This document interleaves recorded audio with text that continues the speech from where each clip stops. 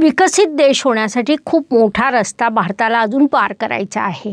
मात्र भारत आता केवळ एक मार्केट राहिलेला नाही, तर नवनिर्माण करणारा एक महत्त्वाची वैश्विक भूमिका घेणारा देश बनत चाललेला आहे। 2025 हे वर्ष किंबहुना इथून पुढील 8 वर्ष भारत देशासाठी अत्यंत निर्णायक ठरतील। शनिदेवांचं मीन राशीतील गोचर आहे, त्यानंतर ते मेष राशीत जात। असं सर्व गुरु, शनी, राहू आणि केतूचं होणारं गोचर आपल्याला भारत देशावर एक थेट प्रभाव टाकणार आहे।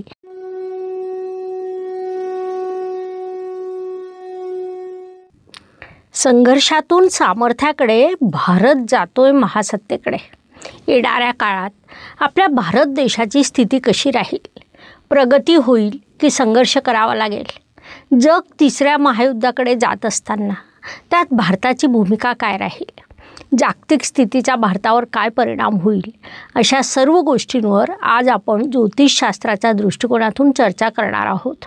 म्हणून आजच्या भागाला शेवटपर्यंत बघायला विसरू नका। तसंच ही माहिती तुम्हाला आवडल्यास व्हिडिओला शेअर देखील नक्की करा, जेणेकरून ती इतरांपर्यंत पोहोचू शकेल। तुम्हाला एक छोटीशी गोष्ट सांगणार आहे। एका गावात एक तरुण राहत होता।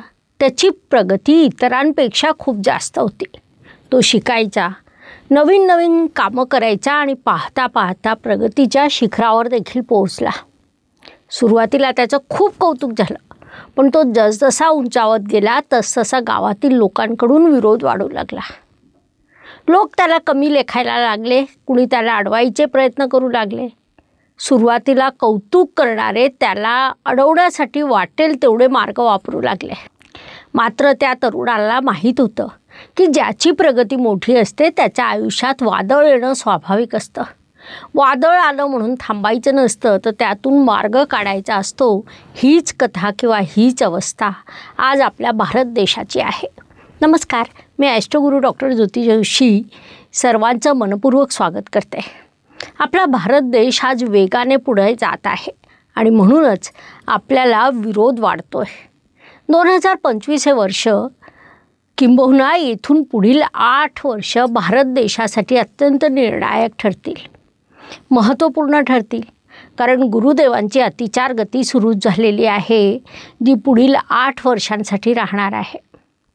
शनिदेवांचं मीन राशीतील गोचर आहे, त्यानंतर ते मेष राशीत जातील।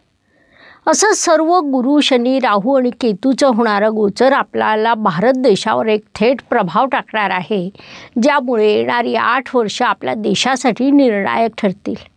महत्त्वाची बाब म्हणजे या निर्णायक वर्षांना सुरुवात झालेली आहे। सर्वत्र संघर्षातून भारत देश प्रगती देखील करतोय। या वर्षात देखील काही निर्णायक घटना घडून येऊ शकतात। भारताचं ब्रिक्समधील नेतृत्व अत्यंत महत्त्वपूर्ण ठरणार आहे। अनेक प्रकारची संकट, संघर्षाचा सामना करत आपला देश पुढे येईल। आपली वाढलेली लोकसंख्या पाहता संपूर्ण जगासाठी भारत देश एक भलं मोठं मार्केट म्हणून पुढे आलं। त्यामुळे देखील संपूर्ण जगात आपल्या देशाचं महत्त्व वाढत होतं। मात्र भारत आता केवळ एक मार्केट राहिलेला नाही, तर नवनिर्माण करणारा एक महत्त्वाची वैश्विक भूमिका घेणारा देश बनत चाललेला आहे। टेक्नॉलॉजीमध्ये नेतृत्व, आत्मनिर्भरता अशा सर्व गोष्टींमध्ये आपला भारत देश अत्यंत प्रबळपणे पुढे येतोय। त्यामुळे साहजिकच एक वैश्विक शक्ती म्हणून जगासमोर येण्याची शक्ती भारतात निर्माण होत आहे। खरं सांगायचं तर हे सोपं देखील नाही, कारण भारतात पर कॅपिटल इन्कम अजूनही खूप कमी आहे। विकसित देश होण्यासाठी खूप मोठा रस्ता भारताला अजून पार करायचा आहे। भारत संपूर्णपणे विकसित स्थितीत लगेचच पोहोचेल असं नाही, परंतु भारताची वाढती अर्थव्यवस्था आणि एकंदरीत लोकसंख्या पाहिली तर भारत विश्वातील एक महत्त्वपूर्ण देश म्हणून समोर येईल। त्यासाठी भारत सातत्याने आपली आर्थिक स्थिती प्रबळ करतोय। एक सुपर पॉवर म्हणून पुढे येण्यासाठी मूळतः सुधारणा करणं हा रोल भारताचा आहे। त्यासाठी महत्त्वाकांक्षा प्रबळ आहे, पुरेसं सामर्थ्य आहे, मोदीजींचं सक्षम नेतृत्व देखील आहे। मात्र आज आपला भारत देश आणि पंतप्रधान नरेंद्र मोदीजी हे चौफेर घेरले गेलेले आहेत। एका विशिष्ट देशाची प्रगती होत असल्यामुळे इतर देश एकत्रित येणं आणि प्रगती होत असलेल्या देशाला थांबवण्याचा प्रयत्न करणं हा विभाग कदाचित इथे समोर येताना दिसतोय। आज जग अत्यंत छोटं होत चाललेलं आहे. सर्वच देश एकमेकांवर अवलंबून आहेत. आपला भारत देश देखील तेलासाठी रशियावर अवलंबून आहे, टेक्नॉलॉजीसाठी अमेरिकेवर अवलंबून आहे किंवा चीनवर आपला भारत देश कित्येक गोष्टींसाठी अवलंबून आहे. चीनी मालाचा कितीही बहिष्कार केला तरी सध्या ते शक्य दिसत नाही.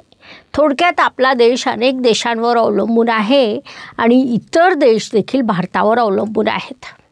सुरुवातीला भारताच्या सौम्य प्रगतीत सर्व काही ओके होतं, परंतु भारताची प्रगती ज्या वेगाने सुरू झाली तो वेग इतर देशांना आज अस्वस्थ करतोय. त्यामुळे बाहेरून विरोध होतोय, बाहेरून दबाव येतोय, आतून देखील विरोध होतोय. त्यात आपला भारत देश चौफेर घेरला जात आहे. मोदीजी देखील चौफेर घेरले जात आहे. ज्योतिषीय दृष्टिकोनातून विचार केला असता मोदीजींना मंगळ ग्रहाची महादशा सुरू आहे. महत्त्वाची बाब म्हणजे येत्या सप्टेंबर महिन्यात किंवा या सप्टेंबर महिन्यापासून आपल्या भारत देशाला देखील मंगळ ग्रहाची महादशा सुरू होणार आहे. त्यातील पहिले 2 वर्ष हे प्रचंड मोठ्या संघर्षाचे राहणार आहेत. भारताच्या पत्रिकेतील ग्रहस्थिती आज तेच सांगत आहे. मोदीजींची ग्रहस्थिती देखील तेच सांगत आहे. प्रचंड मोठा संघर्ष, चौफेर अडचणी, त्यातून ठामपणे उभं राहण्याची प्रवृत्ती, प्रगतीच्या दिशेने एक पाऊल ठामपणे चालत राहणं, हे सर्व जरी खरं असलं तरी जेव्हा आपण 9 ग्रहस्थिती, सर्व ग्रहांची स्थिती पाहतो तेव्हा त्यातून अनेक बाबी स्पष्ट होतात. विशेषतः येणाऱ्या काळात नैसर्गिक संकट, अपघात, घात अशा प्रकारे घटनांची एक मालिका असणार आहे. ही मालिका भारताला एका वेगळ्या संघर्षाकडे घेऊन जाईल. सर्वच ग्रहांचा विरोधाभास तिथे दिसून येतोय. मात्र 2026 नंतर मंगळाच्या महादशेत अंतर्दशा बदलेल आणि आपला भारत देश प्रगतीच्या दिशेने वाटचाल सुरू करेल. येत्या 8 वर्षात खूप काही बदलणार आहे. प्रचंड मोठा बदल घडून येणार आहे आणि त्यातील सुरुवातीची 2 वर्ष प्रचंड स्थैर्य, युद्धजन्य परिस्थिती, नैसर्गिक आपत्ती अशा सर्व प्रश्नांना तोंड देत आपला भारत देश वाटचाल करेल. महत्त्वाची बाब म्हणजे नेतृत्वाच्या संदर्भात देखील अनेक प्रश्न निर्माण होतील. नेतृत्वाच्या आयुष्यात अनेक धोके निर्माण होतील किंवा राजकारणाचा बळी घेतला जाईल. एका व्यक्तीने किती आघाड्यांवर संघर्ष करावा याला देखील एक मर्यादा असतात. या सगळ्या मर्यादा सांभाळत आपला भारत देश युद्ध टाळण्याचा प्रयत्न करेल. अर्थात येणाऱ्या काळात विश्वयुद्ध होणार आहे. त्याचे संकेत आतापासून मिळायला लागलेत. युद्ध झाल्यास भारत देश त्यात कमीत कमी सहभाग घेईल. मात्र परिस्थिती अपरिहार्य झाल्यामुळे योग्य वेळी युद्धात सुद्धा सहभाग घ्यावा लागेल. युद्धजन्य परिस्थिती असेल आणि नैसर्गिक आपत्ती देखील असेल. अनेक प्रकारची संकटं असतील. वायुतत्व बिघडलेलं, जलतत्व बिघडलेलं असेल. अशी एकंदर स्थिती आहे जी प्रश्न निर्माण करणार आहे. 2025 आणि 2026मध्ये अनेक घटनाक्रम होणार आहेत. अनेक घटना, एका घटनेवर दुसरी घटना, दुसऱ्या घटनेवर तिसरी घटना अवलंबून असते आणि म्हणूनच घटनाक्रम या पद्धतीने बदलत जातात. पहिली घटना घडल्यानंतर दुसऱ्या घटनेचं स्वच्छ स्पष्ट चित्र समोर येतं. ग्रह आपल्याला संकेत देतात, परंतु ते स्वच्छ स्पष्ट चित्र घटनाक्रमानुसार येत असतं. मोदीजींच्या वैयक्तिक पत्रिकेतही एक संकटाचा काळ येताना दिसतोय. एकंदरीत हे 2 वर्ष, 2025चा राहिलेला काळ, 2026 आणि 2027चे सुरुवातीचे 6 ते 7 महिने अनेक आघाड्यांवर अत्यंत कठीण आहे. देशासाठी कठीण आहे, देशाच्या नेतृत्वासाठी कठीण आहेत, देशाच्या सामान्य जनतेसाठी कठीण आहे. मात्र हा सर्व संघर्ष सुरू असताना दुसरीकडे भारताचा विकास सुरू राहील. डॉलरची ताकद कमी होईल. विविध पद्धतीने विविध पर्याय येतील. डॉलरची ताकद कमी होणं हे देखील कुठेतरी भारतासाठी फायदेशीर ठरेल. सगळ्यात महत्त्वाची बाब म्हणजे नेतृत्व भारत देशाकडे येऊ शकतं. जागतिक पातळीचं नेतृत्व येईल किंवा जागतिक महासत्ता म्हणून भारत पुढे देखील येईल. अर्थात हे सर्व काही एका दिवसात घडून येणार नाही. त्यासाठी प्रचंड संघर्ष भारताला करावा लागणार आहे. खूप मोठी किंमत देखील मोजावी लागणार आहे. मात्र हळूहळू भारत जागतिक सुपर पॉवर बनण्याची शक्यता नाकारता येत नाही, किंबहुना त्या दिशेने आपला देश ठोस पावलं टाकत आहे. जसं आपण सध्या बघत आहोत की अमेरिकेचे राष्ट्राध्यक्ष ट्रम्प यांच्या भूमिका सातत्याने चुकत आहेत. त्यामुळे डॉलर अजून कमजोर होण्याची शक्यता वाढत आहे. आपण जर वर्षांचा हिशोब केला तर येत्या काही वर्षात डॉलरचं मूल्य कमी होईल. डॉलर कमजोर होईल हे आपण सांगू शकतो, मात्र अमेरिकेकडे सुरक्षित मुद्रा आणि विश्वसनीयता असल्यामुळे डॉलर समाप्त होईल असं म्हणता येत नाही. तरी ग्रह जे संकेत देत आहेत ते डॉलर कमजोर होईल याच दिशेने देत आहेत. एकंदरीत जागतिक पातळीवर, देश पातळीवर खूप काही घडणार आहे, मोठे बदल होणार आहेत. या सगळ्यांना बदलांचा सामना करून, संघर्ष करून भारत हळूहळू प्रगती करेल, जागतिक महासत्ता म्हणून पुढे येईल असं आपण निश्चितच म्हणू शकतो.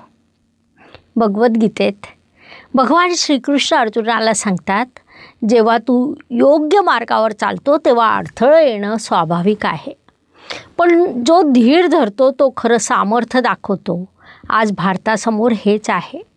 ग्रहस्थिती सांगत आहे की संघर्ष वाढेल, पण हा संघर्ष भारताला सामर्थ्यवान बनवेल असं देखील तुम्हाला सांगता येईल.